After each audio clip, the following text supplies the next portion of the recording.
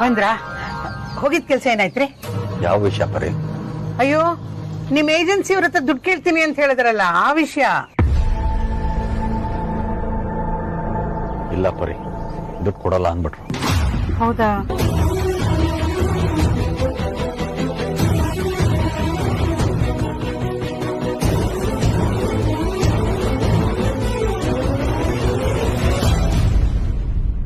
ರೀ, ಕೊಟ್ಟಿದಾರಲ್ಲ, ಮತ್ಯಾಕ್ರಿ ಸುಳ್ಳು ಹೇಳಿದ್ರಿ? ನಾನು ದುಡ್ಡು ಕೊಡಲ್ಲ ಅಂದ್ರು ಅಂತ ಅಂದೆ. ಚೆಕ್ ಕೊಡಲ್ಲ ಅಂತ ಹೇಳಿದ್ರು ಅಂತ ಹೇಳದ್ನ. ಇಂಥ ಹುಡುಗಾಟಕ್ಕೇನ್ ಕಮ್ಮಿ ಇಲ್ಲ. ಬೇಜಾರು ಮಾಡ್ಕೋಬೇಡ ಪರಿ, ತಮಾಷೆ ಮಾಡಿದೆ. ರೀ, ಮೊದ್ಲು ಇದನ್ನ ಸುಹಾಸಿನಿಯವರು ಕೊಡ್ಬೇಕು. ಇಲ್ಲಾಂದ್ರೆ ಇವ್ರ ಕೈಲಿಂದ ಏನೂ ಆಗಲ್ಲ. ಇವ್ರ ಯೋಗ್ಯತೆನೆ ಇಷ್ಟು ಅಂತ ಆಡ್ಕೋತಾರೆ.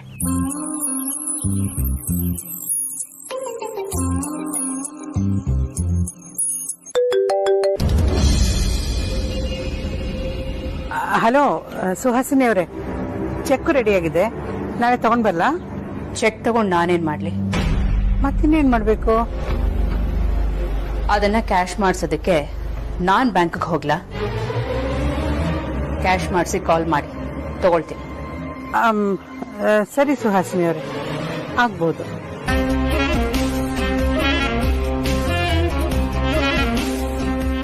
ಏನಂತೆ ಪರಿ? ಅವ್ರಿಗೆ ಚೆಕ್ ಬೇಡವಂತೆ, ದುಡ್ಡೇ ಕೊಡ್ಬೇಕಂತೆ. ಸರಿ, ಕೊಟ್ರಾಯ್ತು. ನಾನು ಇವತ್ತೇ ಬ್ಯಾಂಕ್ಗೆ ಹೋಗ್ತೀನಿ. ಪ್ಲೀಸ್ ಸಮಾಧಾನ ಮಾಡ್ಕೊಳ್ಳಿ. ಹೇಗಮ್ಮ ಸಮಾಧಾನ ಮಾಡ್ಕೊಳ್ಳಿ?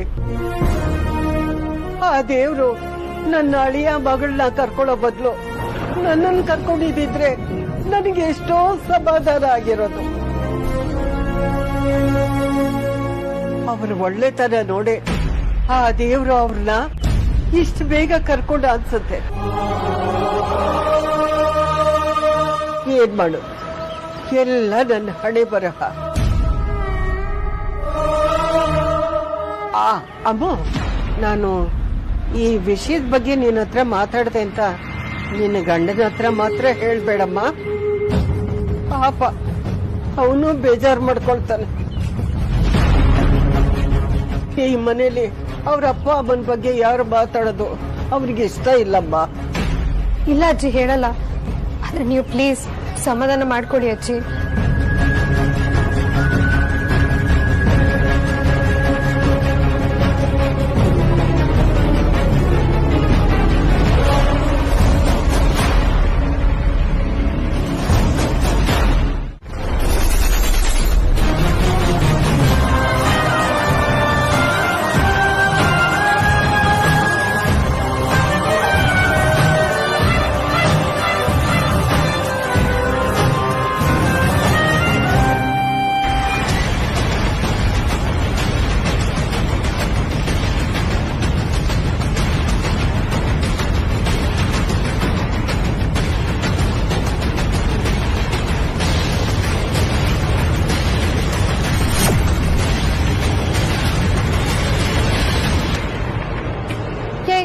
ಏನಯ್ಯ ನೋಡ್ಕೊಂಡ್ ಬರಕ್ಕಾಗಲ್ಲ ನಿಂಗೆ? ಕಣ್ಣ ನೆತ್ತಿ ಮೇಲೆ ಇಟ್ಕೊಂಡಿರ್ತೀಯ? ಆ ಪ್ರಶ್ನೆ ನಾನ್ ಕೇಳ್ಬೇಕು. ಅದ್ ಸರಿ, ಇಷ್ಟೊಂದು ಅರ್ಜೆಂಟ್ ಆಗಿ ಎಲ್ಲಿ ಹೋಗ್ತಿದ್ಯಾ? ಹೌದು, ನನ್ ಕತೆ ಹಂಗಿರ್ಲಿ. ನೀನೇ ವಾಪಸ್ ಬಂದೆ? ಯಾಕೆ ಬರ್ಬಾರ್ದಾ? ಅಲ್ಲಯ್ಯ, ಸ್ಟಾಫ್ ಲೇಟ್ ಆಗಿ ಬಂದ್ರೆ ಟೈಮ್ ಸೆನ್ಸ್ ಡಿಸಿಪ್ಲಿನ್ ಅಂತೆಲ್ಲ ಹೇಳ್ತೀಯ. ಈಗ ನೀನ್ ಮಾಡ್ತಿರೋದೇನೋ? ಯಾಕೆ ನಿಂಗೆ ಹೇಳೋರ್ ಕೇಳೋರು ಯಾರು ಇಲ್ಲ ಅಂತನಾ? ಬೇರೆಯವರಿಗೆ ಶ್ರದ್ಧೆ ಭಕ್ತಿ ಅಂತ ಹೇಳೋದಲ್ಲ, ಆ ಶ್ರದ್ಧೆ ಭಕ್ತಿ ಭಯ ನಿನಗೂ ಇರ್ಬೇಕು. ಮೊದಲಿನಿಂದ ಜಾಗ ಖಾಲಿ ಮಾಡು. ಆಫೀಸಲ್ಲಿ ಬೇಕಾದಷ್ಟು ಕೆಲಸ ಇರತ್ತೆ. ಹೋಗೋಗು. ಸೈಕೋ, ಒಂದ್ ಇಂಪಾರ್ಟೆಂಟ್ ಫೈಲ್ ಬಿಟ್ಟು ಹೋಗಿದೆ, ತಗೊಂಡು ಹೋಗೋಣ ಅಂತ ಬಂದೆ. ಹಾಗೆ ನೀನು ನೋಡ್ಕೊಂಡು ಹೋಗೋಣ ಅಂತ. ಫೈಲ್ ತಾನೆ, ತಗೊಂಡ್ ಹೋಗ್ತಾ ಇರು. ಅದ್ ಬಿಟ್ಟು ನಾನು ನೋಡಕ್ ಬಂದೆ, ಮಾತಾಡ್ಸಕ್ ಬಂದೆ ಅಂತೆಲ್ಲ ಕತೆ ಹೊಡಿಬೇಡ. ಮಜಾರಿ. ಅಯ್ಯೋ, ಹೇಳಿದ್ ಕೇಳ್ಸಿಲ್ವೇನಯ್ಯ? ಹೋಗ್ಬೇಕಂದ್ರೆ ಹೋಗ್ಬೇಕಷ್ಟೇ.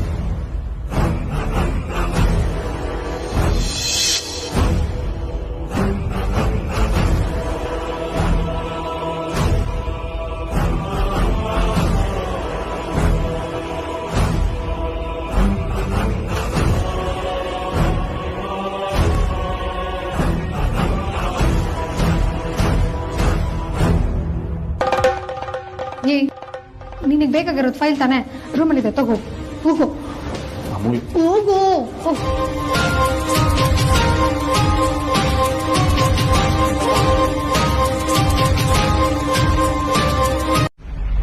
ಏನಾಗಿದೆ ಧ್ರುವ ನಿನ್ಗೆ? ಇನ್ನೂ ಅದೆಷ್ಟು ದಿನ ಅಂತ ಈ ವೀಲ್ ಚೇರ್ ಮೇಲೆ ಕೂತಿರ್ತೀಯ?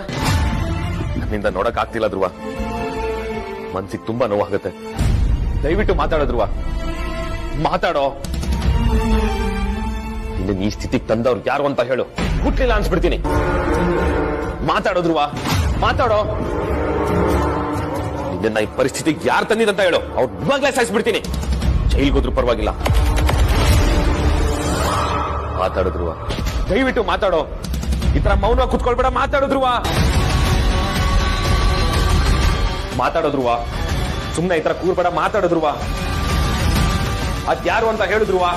ಧ್ರುವ, ಬಾಬಾ ಯಾಕೆ ಹೀಗಾಡ್ತಿದ್ದೀರ? ಏನಾಯ್ತು ನಿಮ್ಗೆ? ನನ್ನ ನೋವು ನಿಂಗೆ ಅರ್ಥ ಆಗಲ್ಲ ನೋಡಿ. ನಾನು ದಯವಿಟ್ಟು ನನ್ನ ಪರಗ್ ನನ್ ಬಿಟ್ಬಿಡು ಧ್ರುವ. ಅದ್ಯಾರು ಅಂತ ಹೇಳೋ, ಅವ್ರನ್ನ ಹುಟ್ಲಿಲ್ಲ ಅನ್ಸ್ಬಿಡ್ತೀನಿ. ನಾನು ಜೈಲ್ಗೋದ್ರು ಪರವಾಗಿಲ್ಲ, ಅವ್ರನ್ನ ಸಾಯಿಸ್ಬಿಡ್ತೀನಿ. ಮಾತಾಡೋ ಧ್ರುವ, ಮಾತಾಡೋ. ಮಾತಾಡೋ ಧ್ರುವ ನೀನು. ಬಾಬಾ ಬಾಬಾ ಪ್ಲೀಸ್, ರಾಜಣ್ಣ ಮಾತಾಡಲ್ಲ ಅಂತ ಗೊತ್ತಿದ್ರು ಯಾಕೆ ಸುಮ್ಮನೆ ಟಾರ್ಚರ್ ಮಾಡ್ತಿದ್ದೀರಾ ಅವ್ರಿಗೆ? ಅವ್ರನ್ನ ಅವ್ರ ಪಾಡಿಗಿರೋದಕ್ಕೆ ಬಿಟ್ಬಿಡಿ ಬಾಬಾ. ಟಾರ್ಚರ್ ಮಾಡ್ತಿರೋದು ನಾನಲ್ಲ ರೌಡಿ ನದ್ನಿ. ಕಲ್ತರ ಕೂತ್ಕೊಂಡು ನಮ್ಮೆಲ್ರಿಗೂ ಇವನು ಟಾರ್ಚರ್ ಕೊಡ್ತಿರೋದು. ಇವತ್ ಸರಿ ಹೋಗ್ತಾನೆ, ನಾಳೆ ಸರಿ ಹೋಗ್ತಾನೆ ಅನ್ಕೊಂಡ್ರೆ 3 ತಿಂಗಳಾಯ್ತು, ಸ್ವಲ್ಪನೂ ಇಂಪ್ರೂವ್ಮೆಂಟ್ಸೇ ಇಲ್ಲ.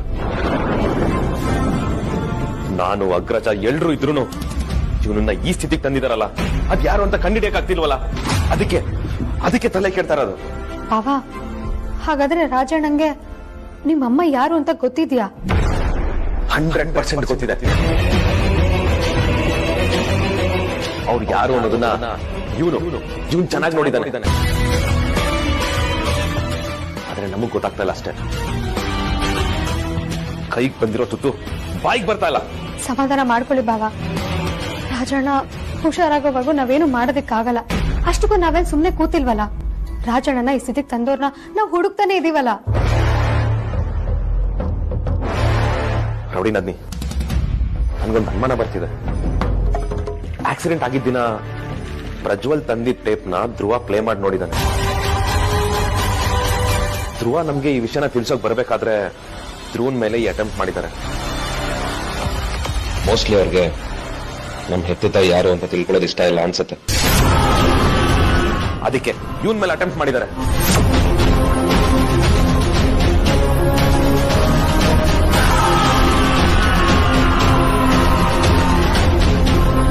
ನಿಮ್ ಗೆಸ್ ಕರೆಕ್ಟ್ ಆಗಿದೆ ಬಾಬಾ. ನಿಮ್ಗೆ ನಿಮ್ಮಮ್ಮ ಯಾರು ಅಂತ ಗೊತ್ತಾದ್ರೆ ಅವ್ರಿಗೆ ಪ್ರಾಬ್ಲಮ್ ಆಗುತ್ತೆ ಅಂತಾನೆ ರಾಜಣ್ಣಂಗೆ ಆಕ್ಸಿಡೆಂಟ್ ಮಾಡಿಸಿದ್ದಾರೆ.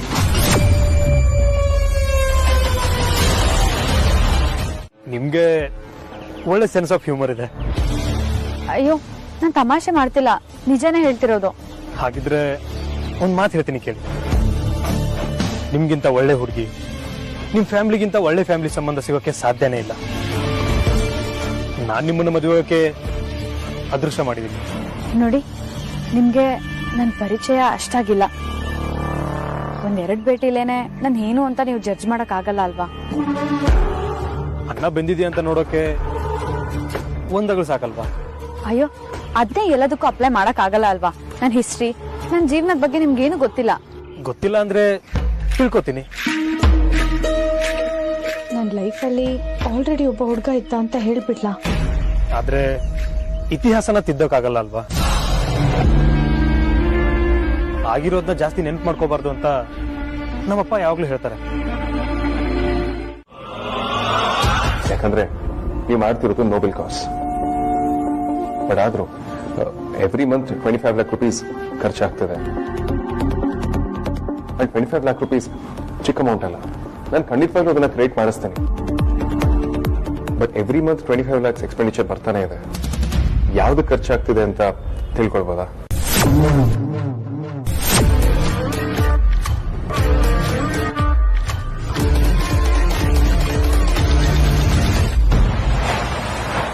ಅದು ವೇದಾಂತ್, ಸುಹಾಸಿನಿ ಫೌಂಡೇಶನ್ ಕಡೆಯಿಂದ ಅನಾಥಾಶ್ರಮಕ್ಕೆ, ವೃದ್ಧಾಶ್ರಮಕ್ಕೆ, ಅಂಗವಿಕಲರಿಗೆ ಡೊನೇಷನ್ ಅಂತ ಕೊಡ್ತಾ ಇದ್ದೀವಿ. ಕಷ್ಟ ಅಂತ ಹೇಳ್ಕೊಂಡು ಬರೋ ಬಡವರಿಗೆ ಸಹಾಯ ಮಾಡಿದ್ದೀನಿ. ಬೇಕಿದ್ರೆ ನಿನಗದ್ರ ಡೀಟೇಲ್ಸ್ ಎಲ್ಲ ಕೊಡ್ತೀನಿ. ಅಮ್ಮ ಡೀಟೇಲ್ಸ್ ಕೊಡಿ ಅಂತ ನಾನು ಖಂಡಿತವಾಗ್ಲೂ ನಿಮ್ಮನ್ನು ಕೇಳ್ತೀನಿ. ಸುಮ್ಮನೆ ಕ್ಯೂರಿಯಾಸಿಟಿ ಕೇಳಿದೆ ಅಷ್ಟೇ. ಅದು ನಿನಗೆ ತೋರಿಸ್ಬೇಕಲ್ಲ ವೇದಾಂತ್. ತೋರಿಸೋ ಅವಶ್ಯಕತೆ ಖಂಡಿತವಾಗ್ಲೂ ಇಲ್ಲಮ್ಮ. ಒಂದು ಒಳ್ಳೆ ಕೆಲಸ ಮಾಡುವಾಗ ನನ್ನ ಸಪೋರ್ಟ್ ಅದಕ್ಕೆ ಖಂಡಿತವಾಗ್ಲೂ ಇದ್ದೇ ಇರುತ್ತೆ. ಗವರ್ಮೆಂಟ್ ರೂಲ್ಸ್ ಚೇಂಜ್ ಆಗ್ತಿದೆ ಅಂತ ನಮ್ಮ ಆಡಿಟರ್ ಏನೋ ಮಾತಾಡ್ತೀವಿ. ಅಂದ್ರೆ ಈ ಸೋಷಿಯಲ್ ಸರ್ವಿಸ್ ಮಾಡೋ ಸಂಸ್ಥೆಗಳು ತಮ್ಮ ಅಕೌಂಟ್ಸ್ ನ ಕ್ಲೀನ್ ಆಗಿ ಇಟ್ಕೊಂಡು ಗವರ್ಮೆಂಟ್ ತೋರಿಸಿ ರಿಜಿಸ್ಟ್ರೇಷನ್ ಮಾಡಿಸ್ಕೊಳ್ಬೇಕಂತ. ಅಕೌಂಟ್ಸ್ ಕ್ಲೀನ್ ಇದ್ರೆ ನೋ ಪ್ರಾಬ್ಲಮ್, ಇಲ್ಲ ಪ್ರಾಬ್ಲಮ್ಸ್ಗಳಾಗುತ್ತೆ ಅಂತ ಹೇಳ್ತೀವಿ. ನೀವು ನಿಮ್ಮ ಅಕೌಂಟ್ಸ್ ನ ಕರೆಕ್ಟಾಗಿ ಹ್ಯಾಂಡಲ್ ಮಾಡಿ.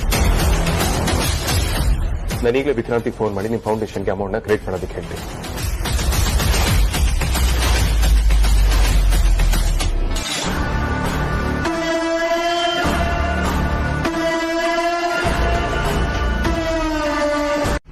ನಾನೀಗಲೇ ವಿಕ್ರಾಂತಿಗೆ ಫೋನ್ ಮಾಡಿ ನಿಮ್ಮ ಫೌಂಡೇಶನ್ಗೆ ಅಮೌಂಟ್ ನ ಕ್ರಿಯೇಟ್ ಮಾಡೋದಕ್ಕೆ ಹೇಳ್ತೀನಿ.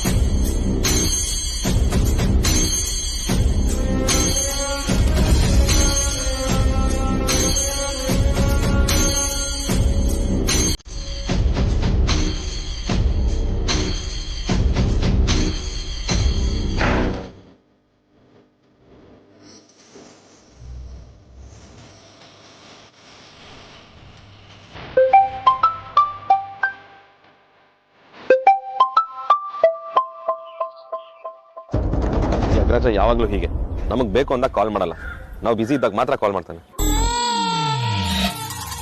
ಅಗ್ರಜ, ಒಂದು ಇಂಪಾರ್ಟೆಂಟ್ ಕೆಲಸದ ಮೇಲೆ ಹೊರಗಡೆ ಬಂದಿದ್ದೀನಿ, 10 ನಿಮಿಷ ಕಾಲ್ ಮಾಡ್ತೀನಿ. ಓಕೆ?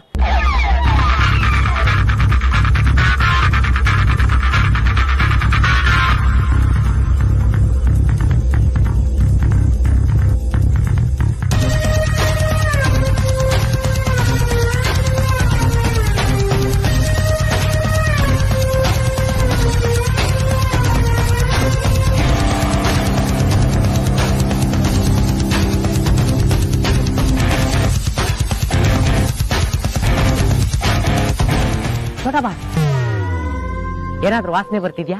ರೀ ಕಾಂತ, ಅಗ್ರಜ ವಾಟ್ಸಪ್ ಅಲ್ಲಿ ಕಳ್ಸಿದ್ನಲ್ಲ ಇನ್ವಿಟೇಷನ್, ಆ ಸರ್ನೇಮು ಈ ಸರ್ನೇಮು ಒಂದೇ ಇದೆ. ಅಂಡ್ ಇಲ್ಲಿರೋ ಮನೆ ಬಿಲ್ಗಳು ಕೂಡ ಎಲ್ಲ ನಾರ್ಮಲ್ ಆಗೇ ಕಾಣ್ತಿವೆ. ಬೇರೆ ಯಾವುದು ಕ್ಲೂ ಸಿಕ್ತಿಲ್ಲ ಕಣ್ರಿ. ಹಾಗಾದ್ರೆ ಅವನು ಒಳ್ಳೆಯವನು ಅಂತ ಹೇಳ್ತೀರಾ ಚೋಟಾ ಬಾಸ್? ನನಗೂ ಹಾಗೆ ಅನಿಸ್ತಿದೆ. ಅವನ ಆಪೋಸಿಟ್ ಆಗಿ ಯಾವ ಪ್ರೂಫ್ ಸಿಕ್ತಿಲ್ಲ. ಅವನ್ಗೆ ಗರ್ಲ್ ಫ್ರೆಂಡ್ ಇದ್ರೆ ಅಟ್ಲೀಸ್ಟ್ ಅವಳ ಫೋಟೋನಾದ್ರೂ ಸಿಗುತ್ತೆ ಅಂತ ಬಂದೆ, ಆದ್ರೆ ನನ್ ಗೆಸ್ ಎಲ್ಲ ಉಲ್ಟಾಗೋಯ್ತು. ರೀ, ಯಾರಾದ್ರೂ ಗರ್ಲ್ ಫ್ರೆಂಡ್ ಫೋಟೋನ ಮನೇಲಿ ದೊಡ್ಡದಾಗಿ ಫ್ರೇಮ್ ಹಾಕ್ಸ್ಕೊಂಡು ಇಟ್ಕೊಳ್ತಾರೇನ್ರಿ? ತಲೆ ಇಲ್ವಾ? ಹಾಕ್ಸ್ಬಾರ್ದು ಅಂತ ಏನಿಲ್ವಲ್ಲ ಚೋಟಾ ಬಾಸ್. ನಾನು ನನ್ ಮೀನು ಫೋಟೋನ ದೊಡ್ಡದಾಗಿ ಫ್ರೇಮ್ ಹಾಕ್ಸಿ ಗೋಡೆ ಮೇಲೆ ನೇತಾಕಿದ್ದೀನಿ. ಇನ್ನೂ ಅದೇನೇನ್ ಹಾಕ್ಸ್ಕೊಂಡಿದಿರೋ? ರೀ, ಅವನ್ ಮನೇಲಿ pen drive, laptop, memory card ಆತರ ಏನು ಸಿಗ್ಲಿಲ್ವೇನ್ರಿ? Pen drive, memory card, laptop ಅಲ್ಲೆಲ್ಲ ಏನ್ ಇಟ್ಟಿರ್ತಾರೆ ಚೋಟಾ ಬಾಸ್? ಎಲ್ರು ಅವ್ರ ಪರ್ಸನಲ್ ವಿಷಯಗಳನ್ನ, ಫೋಟೋಸ್ನ ಇಂಥ ಡಿವೈಸ್ ಗಳಲ್ಲೇ ಸ್ಟೋರ್ ಮಾಡಿಡೋದು.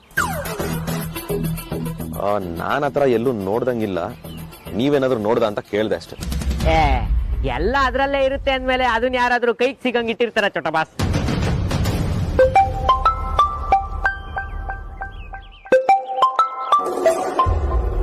ಅಗ್ರಜ ಮತ್ತೆ ಕಾಲ್ ಮಾಡ್ತಿದ್ದಾನೆ ಅಂದ್ರೆ ಏನೋ ಇಂಪಾರ್ಟೆಂಟ್ ಕೆಲಸನೇ ಇರ್ಬೋದು.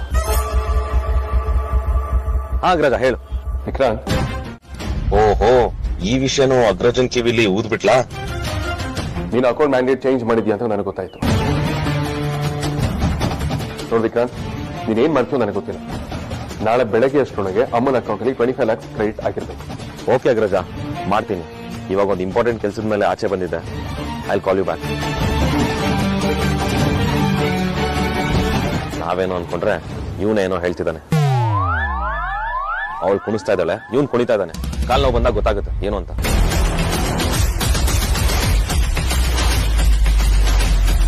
ಅಮ್ಮ, ನೀನೇನೋ ತಲೆ ಕೆಡ್ಸ್ಕೊಳ್ಬೇಕು. ನಾ ವಿಕ್ರಾಂತ್ ಹತ್ರ ಮಾತಾಡಿ ನಾಳೆನೇ ಸುಹಾಸಿನಿ ಫೌಂಡೇಶನ್ಗೆ ಅಮೌಂಟ್ ಕ್ರೆಡಿಟ್ ಆಗಿದೆ. ಥ್ಯಾಂಕ್ಸ್ ವೇದಾಂತ್. ಅಮ್ಮ, ತುಂಬಾ ಎಮರ್ಜೆನ್ಸಿ ಏನಾದ್ರೂ ಇದ್ರೆ ಹೇಳಿ, ನಾನು ಈಗಲೇ 10 lakh RTGS ಮಾಡ್ತೀನಿ. ಲಿಖಿತ ಅಮೌಂಟ್ ನ ನಾಳೆ ವಿಕ್ರಾಂತ್ ನಿಮಗೆ ಕ್ರೆಡಿಟ್ ಮಾಡ್ಕೊಡ್ತಾನೆ.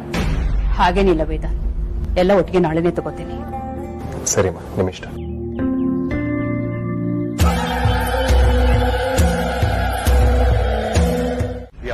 ಶ್ಯೂರ್. ಹಸಿಮೆಂಟ್ ಮಾಡಿ. ಯಾ ಅಣ್ಣ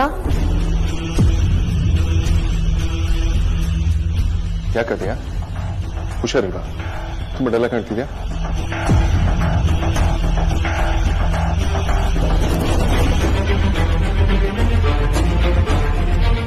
ಯಾಕಾದ್ಯಾ? ಏನಾಯ್ತು? ಯಾಕೆ ವಿಚಿತ್ರವಾಗಿ ಆಡ್ತಿದ್ಯಾ? ವಿಯರ್ಡ್ ಆಗಿ ಆಡ್ತಾ ಇರೋದು ನಾನಲ್ಲ, ನೀನು. ಏನು? ನಾನು ಕ್ವಶನ್ ಕೇಳ್ತೀನಿ, ಆನ್ಸರ್ ಮಾಡ್ತೀಯಾ? ಕೇಳು. ಸುಹಾಸಿನಿ ಅಮ್ಮ ಅಲ್ಲದೆ ನಮಗ್ ಬೇರೆ ಯಾರಾದ್ರೂ ಅಮ್ಮ ಇದ್ದಾರಾ? ಅವ್ರ ಬಗ್ಗೆ ನಿಂಗೆ ಗೊತ್ತಿದ್ಯಾ?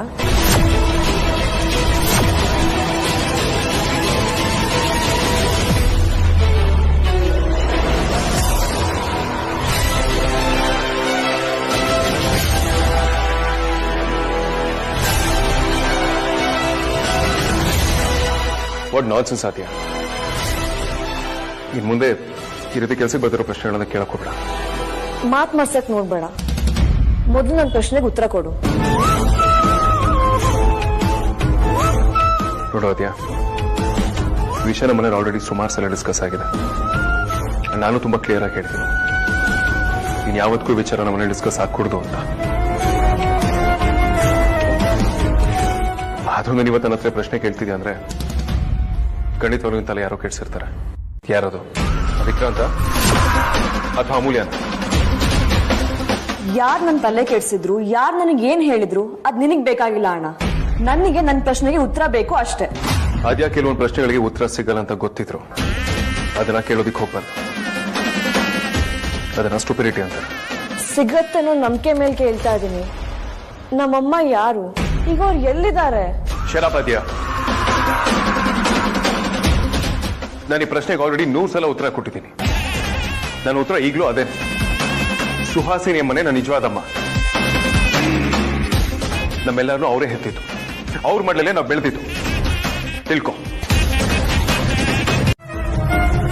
ನಿಜ ಏನು ಅಂತ ಪ್ಲೀಸ್ ಹೇಳೋಣ. ವೈದೇಹಿ ಅಂದ್ರೆ ಯಾರು?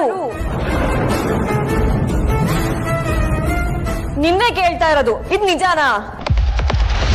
ಹೌದು, ನಿಜಾನೇ. ವೈದೇಹಿನೇ ನಮ್ಮ ಅಮ್ಮ.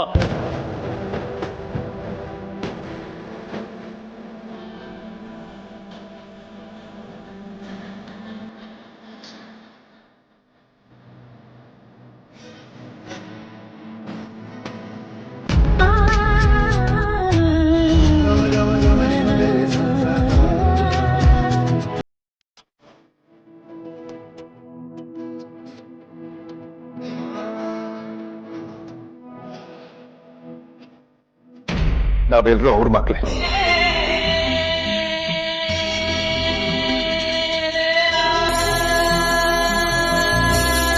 ನಾನು ಅವ್ರ ಮುಖನ ನೋಡಿದ್ದೀನಿ. ಅವ್ರು ಸಾಯೋದನ್ನು ನೋಡಿದ್ದೀನಿ.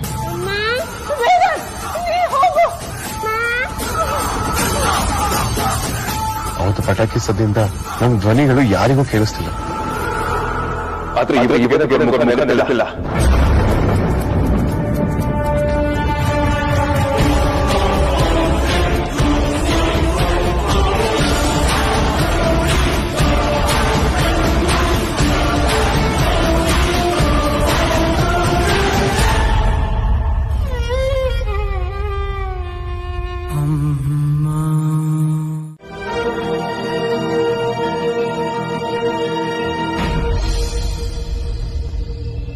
ಅಮ್ಮ ನಮಸ್ಕಾರ. ನಾನು ನಿಮ್ಮ ಹತ್ರ ಒಂದು ವಿಷಯ ಮಾತಾಡಬೇಕಾಗಿತ್ತು. ಬರೋ ವಾರ ನನ್ನ ಮಗಳ ನಿಶ್ಚಿತಾರ್ಥ ಇದೆ. ಅದಕ್ಕೋಸ್ಕರ ನನಗೆ 1,00,000 ರೂಪಾಯಿ ಬೇಕಾಗಿತ್ತು. ನೋಡಿ, ನೀವು ಅದ್ರ ಬಗ್ಗೆ ಏನು ಚಿಂತೆ ಮಾಡಬೇಡಿ. ಪ್ರತಿ ತಿಂಗಳು ನನ್ನ ಸಂಬಳದಲ್ಲಿ ಹಿಡ್ಕೊಳ್ಳಿ. ಆದರೆ 1,00,000 ರೂಪಾಯಿ ಬೇಕು. 1,00,000 ಎಲ್ಲಿಂದ ತರೋದು ಪರಿಮಳ? ಮೊದ್ಲು ಸರಿಯಾಗಿ ಕೆಲ್ಸಕ್ ಬಾ.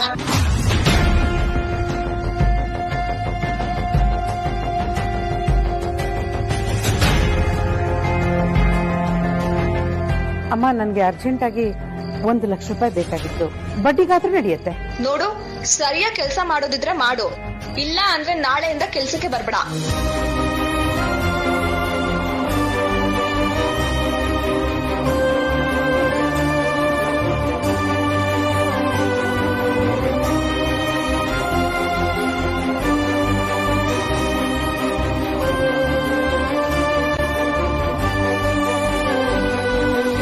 ಲಕ್ಷಣ, ನಾನು ಮಂಜು ಮಾತಾಡ್ತಾ ಇರೋದು. ನಿನ್ನಿಂದ ಒಂದು ಸಹಾಯ ಆಗ್ಬೇಕಾಗಿತ್ತು. ಹೇಳ ಮಂಜಣ್ಣ, ಏನಾಗ್ಬೇಕಾಗಿತ್ತು? ಏನಿಲ್ಲ, ಮುಂದಿನ ವಾರ ನನ್ನ ಮಗಳು ಎಂಗೇಜ್ಮೆಂಟ್ ಇದೆ. 1 ಲಕ್ಷ ದುಡ್ಡು ಸಿಗ್ಬಹುದೇನೋ ಅಂತ. ನಾನೇ ಸಾಲಕ್ಕೆ ಓಡಾಡ್ತಾ ಇದ್ದೀನಿ ಅಂತ ನಿಂಗೆ ಎಲ್ಲಿಂದ ಕೊಡ್ಲಿ?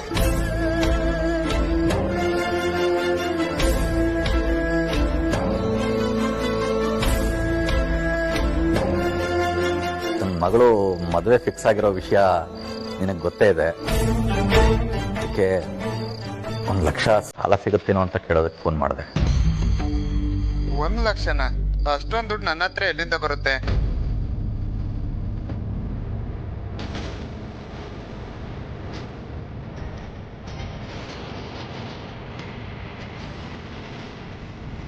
ನೋಡಿ ನಾನು ಈ ವಿಷಯ ತೆಗೆದ್ಬೇಡ ಅಂತ ಹೇಳಿಲ್ವಾ? ನೋಡು, ಅಗ್ರಜ ಈ ತರ ನೋವಾಗಿರೋದು ನೋಡಿದ್ರೆ ನನಗೆ ಇಷ್ಟ ಆಗಲ್ಲ. ಅವ್ನು ಬೇಜಾರು ಮಾಡ್ಕೊಳ್ಳೋದು ನನ್ನಿಂದ ನೋಡಕ್ಕಾಗಲ್ಲ. ಈ ವಿಷಯ ಬಂದಾಗೆಲ್ಲ ಯಾಕೆ ಈ ತರ ಆಗ್ತಿದೆ ಗೊತ್ತಾ? ನಾವು ಸುಹಾಸಿನಿ ಅಮ್ಮ ನಮಗೋಸ್ಕರ ಪಟ್ಟಿರೋ ಕಷ್ಟ, ಮಾಡಿರೋ ತ್ಯಾಗ ಎಲ್ಲವನ್ನು ಮರೆತು ಇಲ್ದೇ ಇರೋ ಅಮ್ಮನ ಹುಡ್ಕೋದಕ್ಕೆ ಇಂಪಾರ್ಟೆನ್ಸ್ ಜಾಸ್ತಿ ಕೊಡ್ತಿದ್ದೀವಿ. ಕಣ್ಣು ಮುಂದೆ ಇರೋ ತಾಯಿನ ಬಿಟ್ಟು ಭೂಮಿ ಮೇಲೆ ಇಲ್ದೇ ಇರೋ ತಾಯಿನ ಹುಡುಕ್ತಿದ್ದೀರಲ್ಲ, ಅದಕ್ಕೆ ಹೀಗಾಗ್ತಿರೋದು. ಒಂದೊತ್ತು ನೆನ್ಪಿಟ್ಕೊಳ್ಳಿ, ನಾವ್ ಈ ರೀತಿ ಮಾಡೋದ್ರಿಂದ ನಮ್ಗಡ್ ರಿಲೇಶನ್ಶಿಪ್ ಹಾಳಾಗುತ್ತೆ.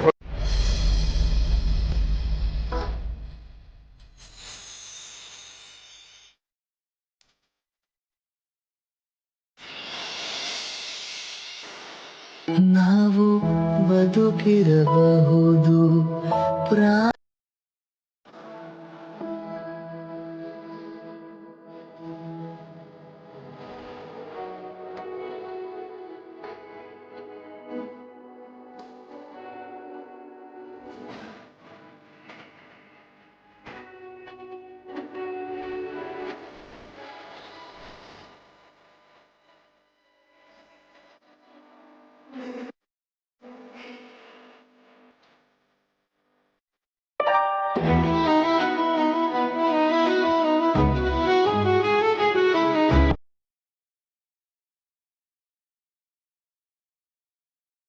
ಯಾಕೆಲ್ರು ಈ ತರ ಸೈಲೆಂಟ್ ಆಗಿ ಕೂತಿದ್ದೀರಾ? ಊಟ ಮಾಡಿ.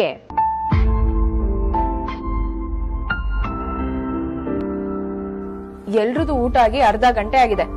ನೀವೆಲ್ರೂ ಹೀಗೆ ಕೂತಿದ್ರೆ ತಟ್ಟೆಲಿರೋ ಊಟ ಒಣಗೋಗುತ್ತಷ್ಟೇ. ಬೇಗ ಬೇಗ ತಿನ್ನಿ.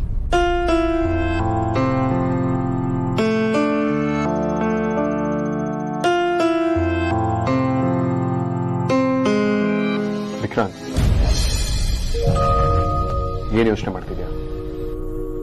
ಊಟ ಮಾಡು. ಹಾಗಾದ್ರೆ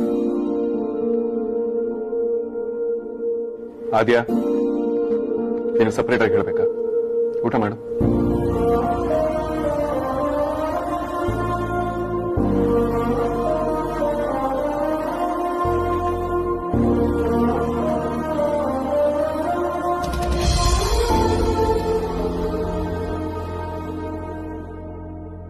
ಯಾಕೆಲ್ಲರೂ ಹೀಗಾಡ್ತಿದ್ದೀರಾ? ವಿಕ್ರಾಂತ್, ಪ್ಲೀಸ್ ಊಟ ಮಾಡು. ಊಟ ಮಾಡು ವಿಕ್ರಾಂತ್.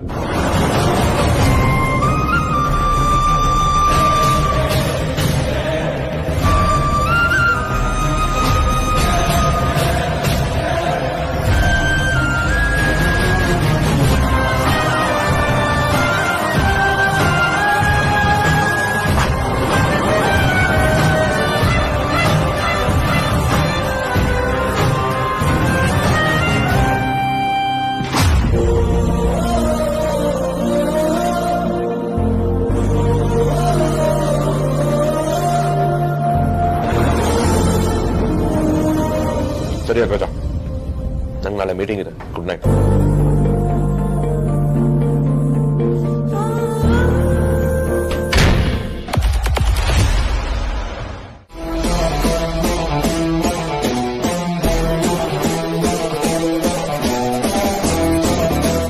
ಏನೆಲ್ರೂ ಒಟ್ಟಿಗೆ ಬಂದಿದ್ದೀರಾ? ಏನ್ ವಿಷಯ? ನೀವು ನಮ್ಗೆ ನಿಜವಾದ ಅಪ್ಪ ಅಮ್ಮ ಅಲ್ಲ ಅಂತ ನಮಗ್ ತಡವಾಗಿ ಗೊತ್ತಾಯ್ತು.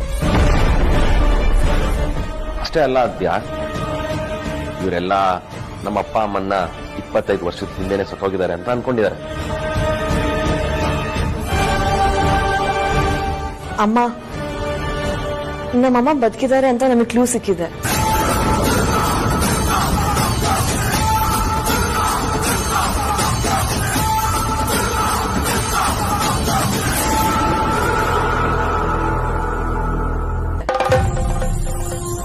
ಈಗಲ್ಲ, ಮುಂಚೆನೆ ಕ್ಲೂ ಸಿಕ್ಕಿತ್ತು. ಆದ್ರೆ ಅಗ್ರಜ ಪರ್ಮಿಷನ್ ಕೊಟ್ಟಿರ್ಲಿಲ್ಲ. ಈಗ ಹಾಗಲ್ಲ, ಅಗ್ರಜನೇ ನಮ್ ಹೆತ್ತು ತಾಯಿನ ಹುಡ್ಕೋಕೆ ಪರ್ಮಿಷನ್ ಕೊಟ್ಟಿದ್ದಾನೆ.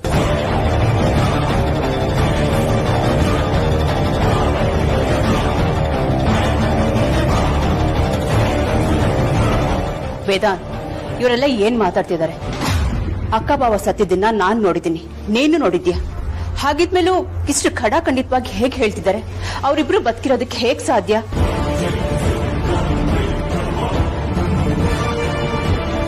ವೇದಾಂತ್, ಈ ವಿಚಾರನ ನಾವು ಯಾರಿಗೂ ಹೇಳೋದ್ ಬೇಡ ಅನ್ಕೊಂಡಿದ್ವಿ ತಾನೆ?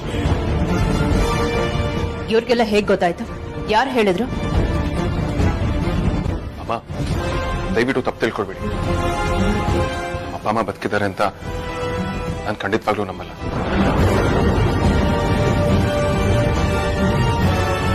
ನಾನು ಹೇಳಿದೆ ಅವ್ರು ನನ್ನ ಕಣ್ಮುಂದೆನೆ ತೀರೋಗಿದ್ದಾರೆ ಅಂತ. ಆದ್ರೂ ಇವ್ರು ಯಾರು ನಂಬೋದಕ್ಕೆ ರೆಡಿನೇ ಇಲ್ಲ.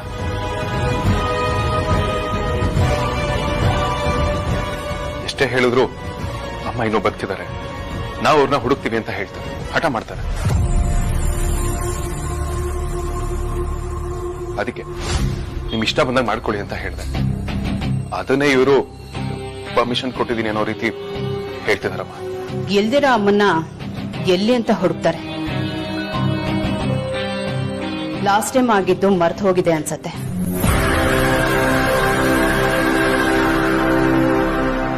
ವೇದ, ನಿನಗೂ ನೆನಪಿಲ್ವಾ? ಇಲ್ಲ, ನಾನು ಇವರು ಪರ್ಮಿಷನ್ ಕೊಟ್ಟಿದ್ದೀನಿ ಅಂದ ಮಾತ್ರಕ್ಕೆ ಅಮ್ಮ ಬದುಕಿದ್ದಾರೆ ಅಂತ. ನೀವು ನಿಮ್ಮಮ್ಮನ್ನ ಹುಡುಕ್ಬೇಕು ಅಂತಿರೋದು ಒಳ್ಳೆ ನಿರ್ಧಾರನೇ, ಆದ್ರೆ ಅದರಿಂದ ಯಾವ ಪ್ರಯೋಜನವೂ ಇಲ್ಲ. ಯಾಕಂದ್ರೆ ನಿಮ್ಮಮ್ಮ ಸತ್ತಿದ್ದನ್ನ ನಾನು ವೇದಾಂತ್ ಇಬ್ಬರು ನೋಡಿದೀವಿ.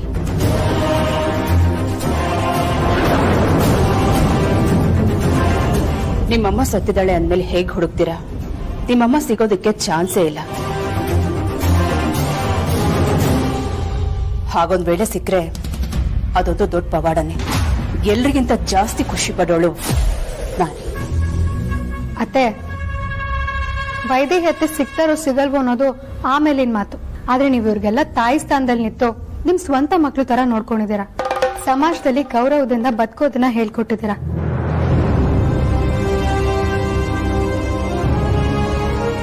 ಅದಕ್ಕೆ ನಾನು ಈ ಮನೆ ಸೊಸೆಯಾಗಿ ನಿಮ್ಗೆ ಇವತ್ತು ಸನ್ಮಾನ ಮಾಡ್ಬೇಕು ಅಂತ ಅನ್ಕೊಂಡಿದ್ದೀನಿ.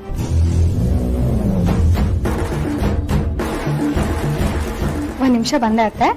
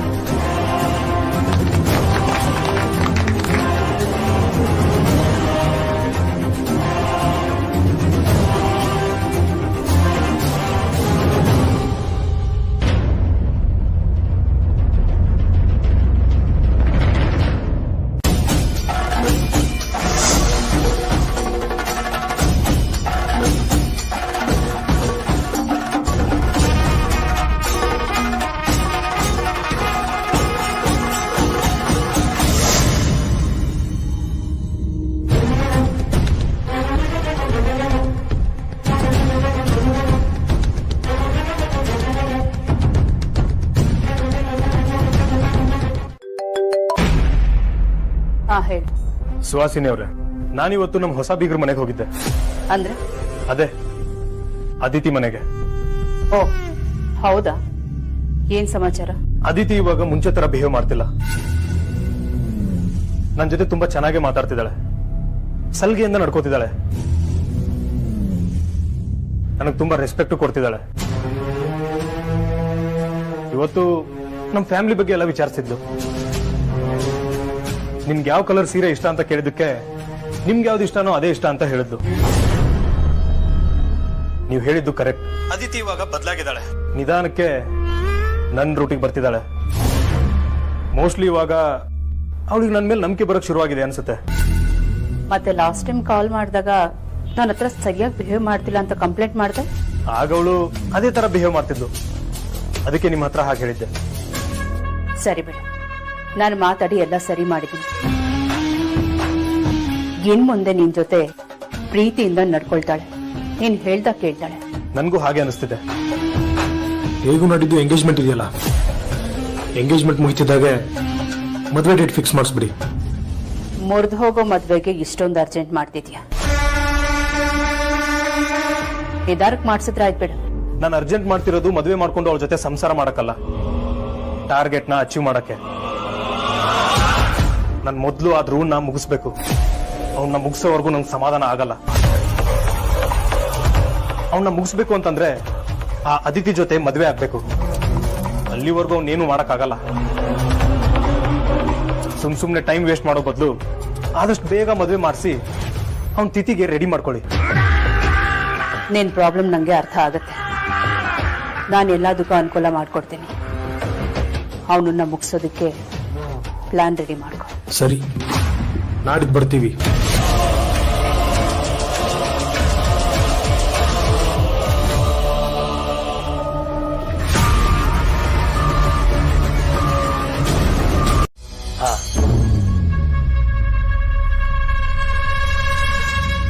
ಇದೊಂದು ಆಧಾರ್ ಕಾರ್ಡು.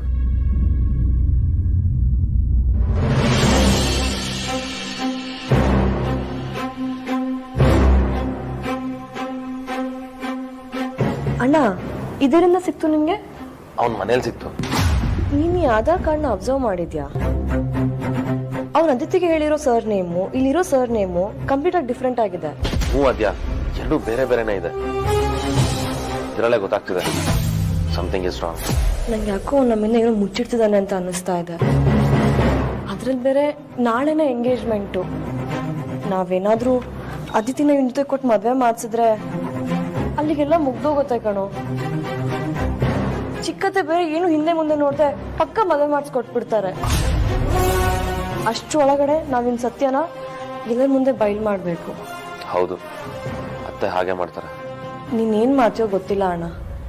ಇವನ್ ಬಗ್ಗೆ ಆದಷ್ಟು ಬೇಗ ಇನ್ಫಾರ್ಮೇಶನ್ ಕಲೆಕ್ಟ್ ಮಾಡಬೇಕು. ಇವನ್ ಎಂತನೊಂದು ತಿಳ್ಕೋಬೇಕು. ಇವನ್ ಅಕ್ಕಪಕ್ಕದ ಮನೆ, ಇವನ್ ಕೆಲಸ ಮಾಡೋ ಜಾಗ, ಅದೆಲ್ಲ ಇನ್ಫಾರ್ಮೇಶನ್ ಕಲೆಕ್ಟ್ ಮಾಡು. ನಮಗೆ ಜಾಸ್ತಿ ಟೈಮ್ ಇಲ್ಲ ಕಣೋ. ಇವತ್ತೊಂದೇ ದಿನ ಇರೋದು. ಏನೇ ಮಾಡಿದ್ರು ಇವತ್ತೊಂದೇ ದಿನ ಹೊರಡೆ ಮಾಡಬೇಕು. ಅಣ್ಣ, ಇದು ನಿನ್ನ ಹತ್ರ ಮಾತ್ರ ಸಾಧ್ಯ. ಪ್ಲೀಸ್ ಏನಾದರೂ ಮಾಡೋ.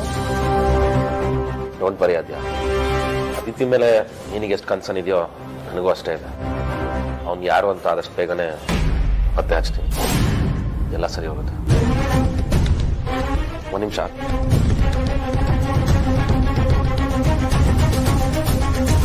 ಹಲೋ ಕಾಂತ. ಇದೇನ್ ಸರ್ ಹಿಂಗ್ ಕೇಳ್ತಾ ಇದ್ದೀರಾ? ಡಾಕ್ಟರ್ ತೇಜಸ್ ಅಂದ್ರೆ ಈ ಹಾಸ್ಪಿಟಲ್ಗೆ ತುಂಬಾ ಫೇಮಸ್. ಅವರು famous heart specialist doctor Tejas ಅಂದ್ರೆ ಯಾರು ಬೇಕಿದ್ರು ಹೇಳ್ತಾರೆ. ಹೌದಾ? ಹಾಗಿದ್ರೆ ಅವ್ರಿಲ್ಲೇ ನಾ ಕೆಲಸ ಮಾಡ್ತಿರೋದು?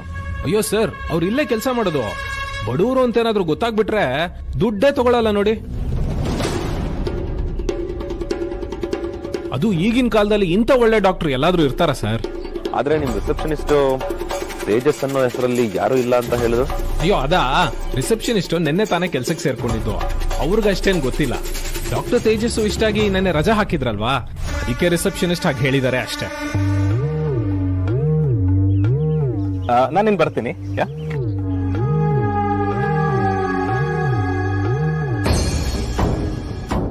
ಇವನ್ನ ನಂಬೇಡಿ ಚೋಟ ಬಾಸ್. ಇಲ್ಲಿ ಏನೋ ರಹಸ್ಯ ಅಡಗಿದೆ ಅಂತ ನಂಗೆ ಅನ್ನಿಸ್ತಾ ಇದೆ.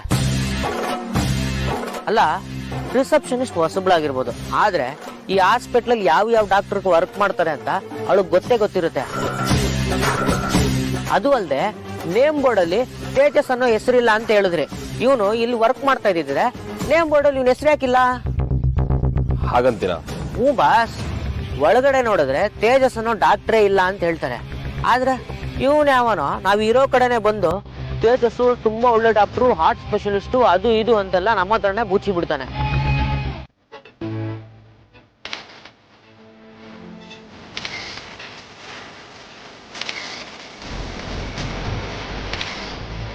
ಆಯ್ತಾ?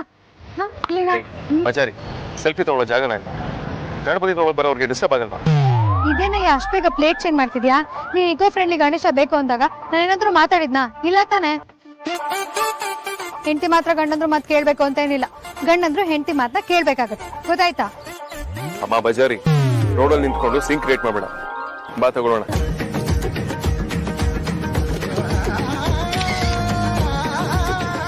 ಸಮಾಧಾನ ಆಯ್ತಾ?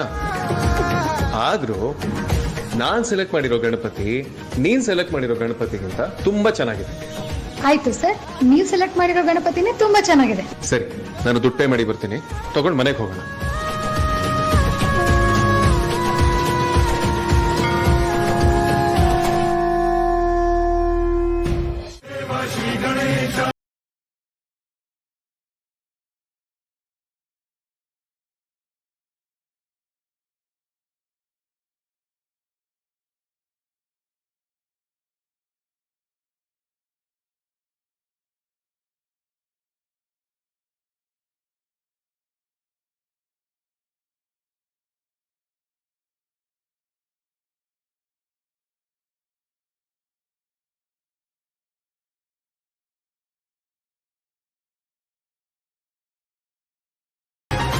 ಕಾಂತ, ಏನ್ರಿ ಮಾಡ್ತಿದ್ದೀರಾ? ಬಾಸ್, ಅದು ಡೈರೆಕ್ಟ್ ಆಗಿ ಇಷ್ಟ ಹತ್ರದಿಂದ ಡೈವ್ ಹಾಕ್ಬೇಕು ಅಂತ ತುಂಬಾ ದಿವಸದಿಂದ ಆಸೆ ಇತ್ತು. ನೀವು ನಿಮ್ಮ ಆಸೆಗಳು ಪ್ಲೀಸ್ ಇವತ್ತೊಂದ್ ದಿವಸ ಸ್ಟ್ರಿಕ್ಟ್ ಆಗಿರ್ಬೇಡಿ, ನನ್ನ ಫ್ರೀ ಆಗಿರಕ್ ಬಿಟ್ಬಿಡಿ. ಶ್ರೀಕಾಂತ, ಜೈಕಾರ ಹಾಕ್ರಿ. ಗಣಪತಿ ಬಪ್ಪ, ಗಣಪತಿ ಬಪ್ಪ, ಗಣಪತಿ ಬಪ್ಪ, ಮಂಗಳ ಮೂರ್ತಿ. ಒಂದ್ ನಿಮಿಷ.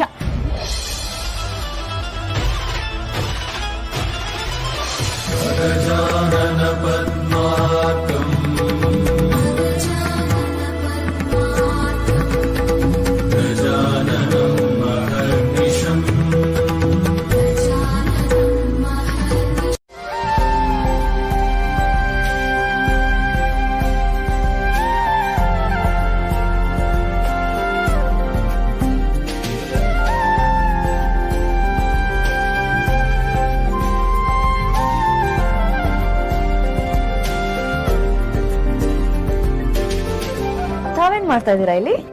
ಅಮ್ಮ ಅಪ್ಪಂಗೋಸ್ಕರ ವೇಟ್ ಮಾಡ್ತಿದ್ದೀನಿ. ಅದಕ್ಕೆ ಇವಾಗಷ್ಟೇ ಮಾತಾಡ್ದೆ. 10 minutes ಆನ್ ದ ವೇ, ಬರ್ತಾ ಇದಾರೆ. ನೀನ್ ಬಾ. ಹ್ಞೂ, ಅದಕ್ಕೆ ಅವರು ಬರ್ಲಿ. ಇವತ್ತು ಆದಿತ್ಯ ಎಂಗೇಜ್ಮೆಂಟ್ ಬೇರೆ ಅಲ್ವಾ, ಅದಕ್ಕೆ. ಓ, ಅದಕ್ಕೆ ಅವ್ರಿಗೆ ಮನೆ ದಾರಿ ಗೊತ್ತಾಗಲ್ವಾ? ಹಂಗಲ್ಲ ಅದಕ್ಕೆ. ಅಮ್ಮು, ಮದ್ವೆ ಆದ್ಮೇಲೆ ಫಸ್ಟ್ ಚೌತಿ ದೇವ್ರ ಮನೆ ಮುಂದೆ ದೀಪ ಹಚ್ಚಿ ರೆಡಿ ಮಾಡ್ಬೇಕು. ಬಾ ನೀನು. ಅದಕ್ಕೆ ಇರಿ 5 ನಿಮಿಷ. ಅಮ್ಮು ಬಾ.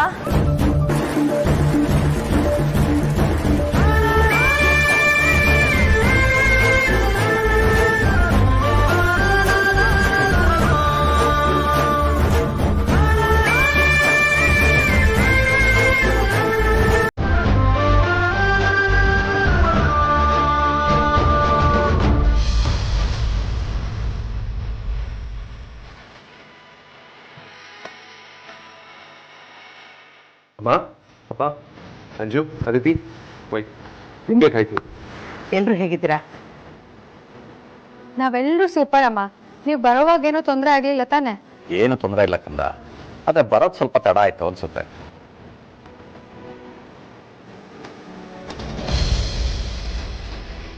ಬೆಂಗಳೂರು ಟ್ರಾಫಿಕ್ ಅಲ್ಲಿ ಲೇಟ್ ಆಗೇ ಆಗುತ್ತಪ್ಪ. ಆದ್ರೂ ಹುಡುಗನ ಕಡೆಯವ್ರು ಬರೋಕಿನ ಮುಂಚೆ ಬಂದಿದ್ದೀರಲ್ವಾ, ಪರವಾಗಿಲ್ಲ, ಬನ್ನಿ.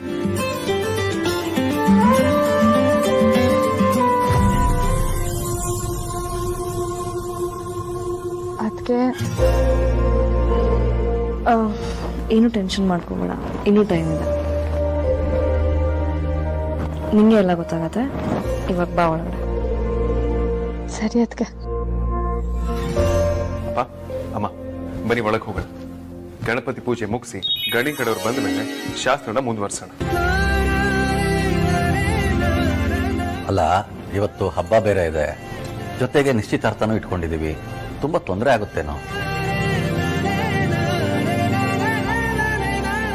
ಗಣೇಶ, ನಾನೇನ್ ಆಗ್ಬಾರ್ದು ಅಂತಿದ್ನೋ ಅದೇ ಆಗ್ತಿದೆ. ಈಗ ನನ್ನನ್ನ ನೀನೇ ಕಾಪಾಡ್ಬೇಕು. ನನ್ ಧ್ರುವ ಬೇಕು ಗಣೇಶ. ಇವನ್ ಜೊತೆ ನನ್ ಮುಂದಿನ ಜೀವನ ಅಂತಾದ್ರೆ ನಂಗ ಜೀವನನೇ ಬೇಕಾಗಿಲ್ಲ. ನೀನೇ ಕಾಪಾಡ್ಬೇಕು. ಅಪ್ಪ, ನಿಮ್ ಮನ್ಸಲಾಗ ಏನು ಯೋಚನೆ ಮಾಡ್ಬೇಡಿ.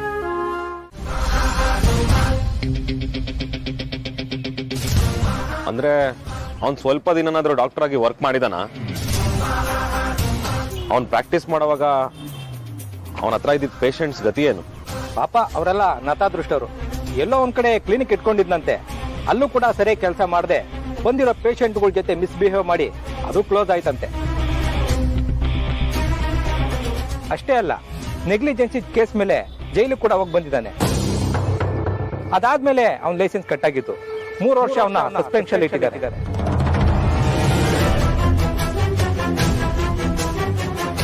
ನೀವು ಅವನ್ ಮಾತ್ರ ಜೈಲ್ಗೆ ಹೋಗಿ ಬಂದಿದ್ದಾನೆ ಅನ್ಕೋಬೇಡಿ.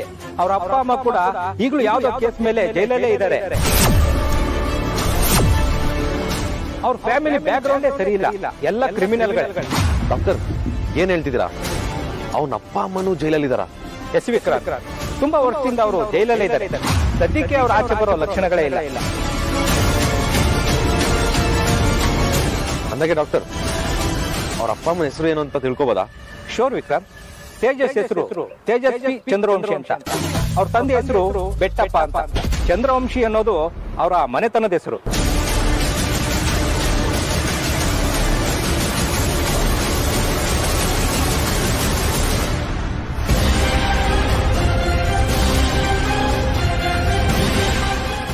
ಕಾಂತ, ಮೊದ್ಲು ಈ ವಿಷಯನ ಅಗ್ರಜಂಗೆ ಹೇಳ್ಬೇಕು, ಇಲ್ಲ ಅಂದ್ರೆ ಎಂಗೇಜ್ಮೆಂಟ್ ಆಗ್ಬಿಡುತ್ತೆ ಅಲ್ಲಿ. ಛೋಟಾ ಬಾಸ್, ಒಂದ್ ನಿಮಿಷ ನನ್ ಮಾತ್ ಕೇಳಿ. ನೀವ್ ಹೇಳಿದ ತಕ್ಷಣ ಬಡ ಬಾಸು ನಿಮ್ ಮಾತನ್ನ ನಂಬಿಡ್ತಾರ? ಅವ್ರು ಪ್ರೂಫ್ ಇಲ್ದೆ ಯಾವ್ದನ್ನು ನಂಬಲ್ಲ ಅಂತ ನಿಮ್ಗೆ ಗೊತ್ತು ತಾನೆ? ಹಾಗಂತ ಸುಮ್ನಿರಕ್ ಆಗಲ್ಲ ಕಾಂತ. ಸ್ವಲ್ಪ ಲೇಟ್ ಆದ್ರೂ ಅವನ ಜೊತೆ ಅದಿದ್ದು ಎಂಗೇಜ್ಮೆಂಟ್ ಆಗ್ಬಿಡುತ್ತೆ. ಅಯ್ಯೋ ಛೋಟಾ ಬಾಸ್, ಬಡ ಬಾಸು ನಿಮ್ ಮಾತನ್ನ ನಂಬಕ್ಕೆ ಚಾನ್ಸೇ ಇಲ್ಲ. ಯಾಕಂದ್ರೆ ಅವರು ಪರಿ ಅಮ್ಮಂಗೆ ಮಾತು ಕೊಟ್ಟಿದ್ದಾರೆ, ನಿಮ್ ಮಗಳು ಮದುವೆನ ನಾನೇ ಖುದ್ದಾಗಿ ಮುಂದೆ ನಿಂತು ನಡೆಸ್ಕೊಡ್ತೀನಿ ಅಂತ. ಈಗೇನಾದ್ರೂ ಪ್ರೂಫ್ ಇಲ್ದೆ ಎಂಗೇಜ್ಮೆಂಟ್ ನಿಲ್ಸಕ್ ಹೋದ್ರೆ ನಿಮ್ ಜೊತೆ ನನ್ನನ್ನು ಸಾಯಿಸ್ಬಿಡ್ತಾರೆ. ಹಾಗಾದ್ರೆ ಏನ್ ಮಾಡೋದು ಅಂತೀರಾ ಇವಾಗ? ಫೋನ್ ಮಾಡೋದಕ್ಕಿಂತ ಪ್ರೂಫ್ ತಗೊಂಡು ಡೈರೆಕ್ಟ್ ಆಗಿ ಹೋಗಿ ಅವ್ರಿಗೆ ತೋರ್ಸೋದೇ ಒಳ್ಳೇದು ಅನ್ನಿಸ್ತದೆ. ನಾವು ಹೋಗೋಷ್ಟರಲ್ಲಿ ಅಲ್ಲಿ ಎಂಗೇಜ್ಮೆಂಟ್ ಆಗೋಗಿದ್ರೆ? ಹಾ ಕಾಂತ, ಆದ್ಯಂಗ್ ಕಾಲ್ ಮಾಡಿ ಎಂಗೇಜ್ಮೆಂಟ್ ಬಗ್ಗೆ ಏನಾದ್ರೂ ಹೇಳಿ ಸ್ವಲ್ಪ ಮ್ಯಾನೇಜ್ ಮಾಡು ಅಂತ ಹೇಳೋಣ, ಅಥವಾ ಅಗ್ರಜಂಗೆ ಏನಾದ್ರೂ ಹೇಳಿ ಎಂಗೇಜ್ಮೆಂಟ್ ನ ಅಲ್ಲೇ ನಿಲ್ಸಕ್ ಹೇಳೋಣ. ಯಾವ್ದಕ್ಕೂ ಮೊದಲು ಕಾಲ್ ಮಾಡಿ ಛೋಟಾ ಬಾಸ್.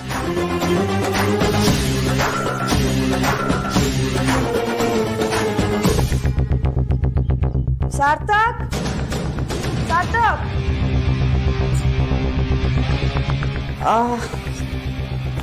Switch off. ಎಕ್ಸ್ಟೆನ್ಷನ್ ಅಲ್ಲಿ ಚಾರ್ಜಿಂಗ್ ಹಾಕೋದೇ ಮರ್ತೋಯ್ತು. ಕನೆಕ್ಟ್ ಆಗ್ತಿಲ್ಲ.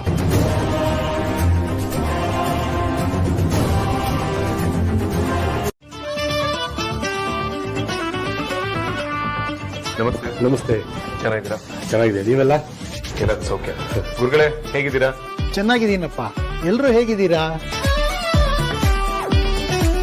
ನಿಮ್ಮ ಆಶೀರ್ವಾದದಿಂದ ಎಲ್ಲರೂ ಚೆನ್ನಾಗಿದೆ. ತುಂಬಾ ಸಂತೋಷನಪ್ಪ. ಸರ್, ಜರ್ನಿ ಹೇಗಿತ್ತು? ಏನು ತೊಂದರೆ ಆಗ್ಲಿಲ್ಲಲ್ವಾ? ಆರಾಮಾಗಿತ್ತಾ? ಏನು ತೊಂದರೆ ಆಗಿಲ್ಲ, ಆರಾಮಾಗಿ ಬಂದ್ವಿ. ಆಯ್ತು Tejas, all set to go? ಹಾ ಸರ್, ಓಕೆ. ಅಂದಾಗೆ ವೇದಾಂತ್ ಅವರೇ, ಸಮಯ ಆಗ್ತಾ ಇದೆ, ಶಾಸ್ತ್ರ ಶುರು ಮಾಡೋಣವೇ? ಗುರುಗಳೇ, ಇವತ್ತು ಹೇಗಿದ್ರು ಗಣೇಶ ಹಬ್ಬ. ಮೊದಲು ಗಣಪತಿ ಪೂಜೆ ಮಾಡಿ ಆಮೇಲೆ ಶಾಸ್ತ್ರ ಮಾಡಬೇಕು ಅಂತ ನಾವೆಲ್ಲ ಅನ್ಕೊಂಡ್ವಿ. ಓ, ಒಳ್ಳೆ ವಿಷಯನೇ. ಪೂಜೆ ಆಗಿಲ್ಲ ಅಂತಂದ್ರೆ ಗಣೇಶನ್ ಪೂಜೆ ಮಾಡೋಣ, ಪ್ರಸಾದ ತಗೊಂಡೆ ಶಾಸ್ತ್ರ ಮುಂದುವರಿಸೋಣ. ಸರಿ ಗುರುಗಳೇ, ಬೈ.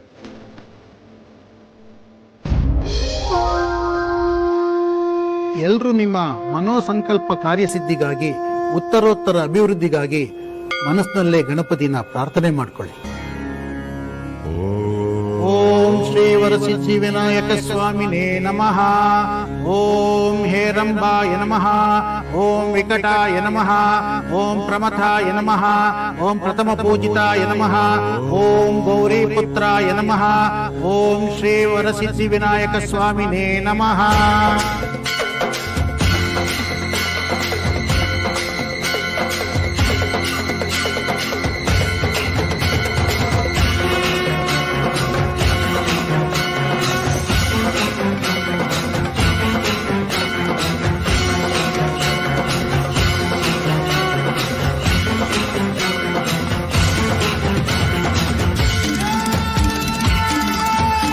ಎಲ್ಲರೂ ಇದೇ ಮನೆಗೆ ಬಂದು ಒಪ್ಪರಿಸ್ಕೊಳ್ಬೇಕು ಅಂತ ಅಂದ್ಕೊಂಡ್ರೆ ನಾನು ಸುಮ್ಮನೆ ಬಿಡ್ತೀನ?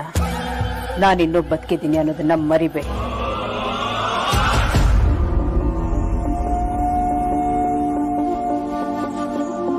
ಗಣಪತಿಗೆ ವರಸಿದ್ಧಿ ವಿನಾಯಕ ಅಂತ ಯಾಕೆ ಕರೀತಾರೆ ಅಂದ್ರೆ, ಅವನು ವರಗಳಲ್ಲಿ ಎತ್ತಿದ ಕೈ. ಎಲ್ಲಾ ಸಾಮಾಜಿಕ ವ್ಯವಹಾರಗಳಲ್ಲಿ ಪ್ರಥಮ ಪೂಜಿತ ಅಂತ ಲಂಬೋದರನ್ನ ಪೂಜೆ ಮಾಡ್ತಾರೆ. ಇದಕ್ಕೆಲ್ಲ ಕಾರಣ ಅವನು ಹೆಚ್ಚಿನ ವರ ಕೊಡ್ತಾನೆ ಅಂತ.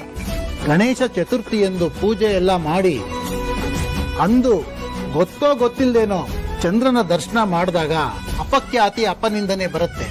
ಇದನ್ನ ವಿಮೋಚನೆ ಮಾಡ್ಕೊಳ್ಬೇಕು ಅಂತಂದ್ರೆ ಅವತ್ತು ಶಮಂತಕ ಮಣಿ ಕಥೆಯನ್ನ ಓದಿದಾಗ ಶಾಪ ವಿಮೋಚನೆ ಆಗುತ್ತೆ ಅಂತ ವರಸಿದ್ಧಿ ವಿನಾಯಕ ವರ ಕೊಟ್ಟಿದ್ದಾನೆ.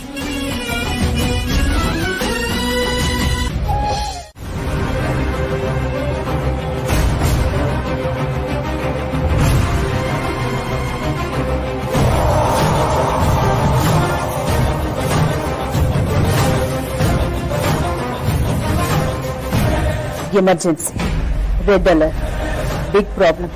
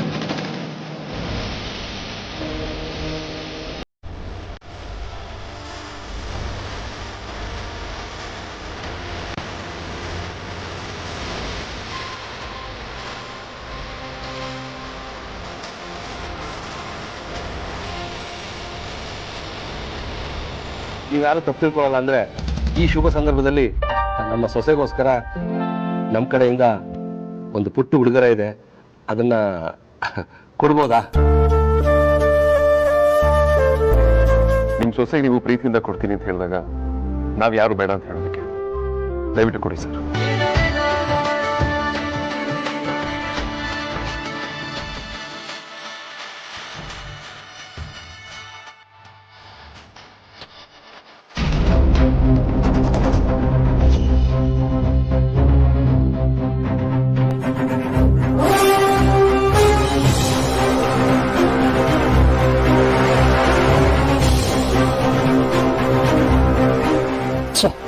ಈ ತೇಜಸ್ ಯಾಕೆ ನನ್ ಕಡೆ ನೋಡ್ತಾನೆ ಇಲ್ಲ. ಉಂಗುರ ಕೊಡಪ್ಪ.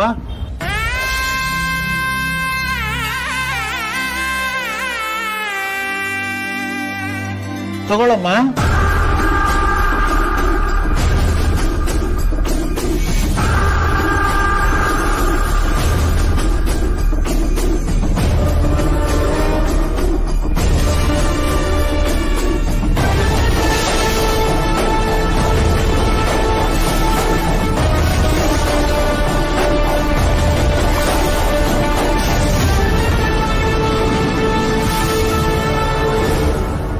ಇಬ್ರು ಉಂಗುರ ಬದಲಾವಣೆ ಮಾಡ್ಕೊಳ್ಳಿ.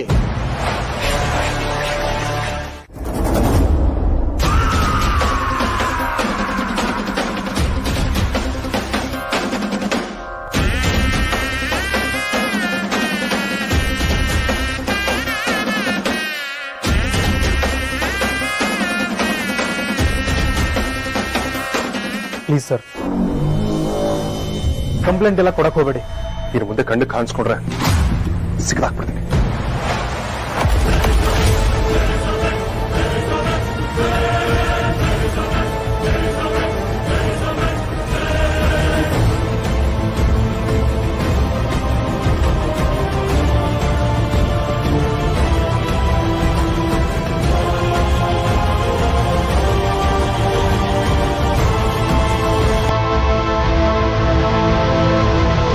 Just get out.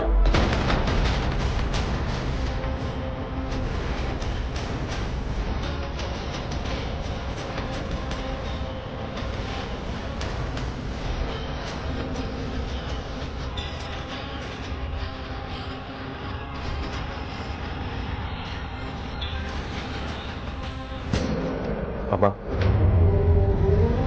ನಿಮಗೆ ಹೇಗೆ ಥ್ಯಾಂಕ್ಸ್ ಹೇಳಬೇಕು ಅಂತ ನನಗೆ ಗೊತ್ತಾಗ್ತಿಲ್ಲ. ಸರಿಯಾದ ಸಮಯದಲ್ಲಿ ನೀವು ಮಾತಾಡ್ತಿದ್ದಿದ್ರೆ ನಮ್ಮೆಲ್ಲರಿಂದ ಅದಿತಿ ಜೀವನ ಹಾಳಾಗೋಗ್ತಿತ್ತು. ಪರವಾಗಿಲ್ಲ ವೇದ, ಅದಿತಿನೂ ನನ್ ಮಗ್ಳೆ. ಅವಳ ಜೀವನ ಹಾಳಾಗುತ್ತೆ ಅಂದ್ರೆ ನೋಡ್ಕೊಂಡು ಸುಮ್ನೆ ಇರಕ್ಕಾಗತ್ತ?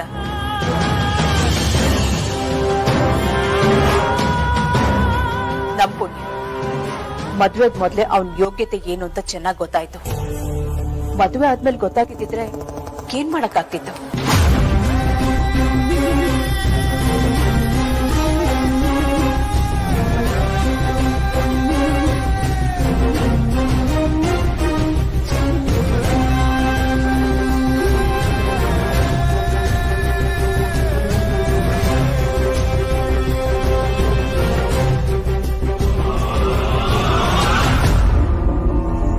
ಸುಹಾಸಿನಿ ಯಾರ ಮದುವೆಗೂ ಇಷ್ಟೊಂದು ತಲೆ ಕೆಡ್ಸ್ಕೊಳ್ದೆ ಇದ್ದವಳು ಅದಿತಿ ಮದುವೆಗೆ ತುಂಬಾ ತಲೆ ಕೆಡ್ಸ್ಕೊಂಡಿದ್ದಾಳೆ. ಆದ್ರೆ ಈಗ ಯಾಕೆ ಅವಳ ಎಂಗೇಜ್ಮೆಂಟ್ ಕ್ಯಾನ್ಸಲ್ ಮಾಡಿಸಿದ್ಲು? ಅದೆಲ್ಲ ಓಕೆ, ಆದ್ರೆ ನನಗ್ ಗೊತ್ತಿರೋ ವಿಷಯ ಇವಳಿಗೆ ಗೊತ್ತಾಯ್ತು. ಇದನ್ನೆಲ್ಲ ಇವಳು ಯಾವಾಗ ತಿಳ್ಕೊಂಡ್ಲು? ಇಲ್ಲ, ಇವಳೇನೋ ಪ್ಲಾನ್ ಮಾಡಿದಾಳೆ ಅನ್ಸುತ್ತೆ.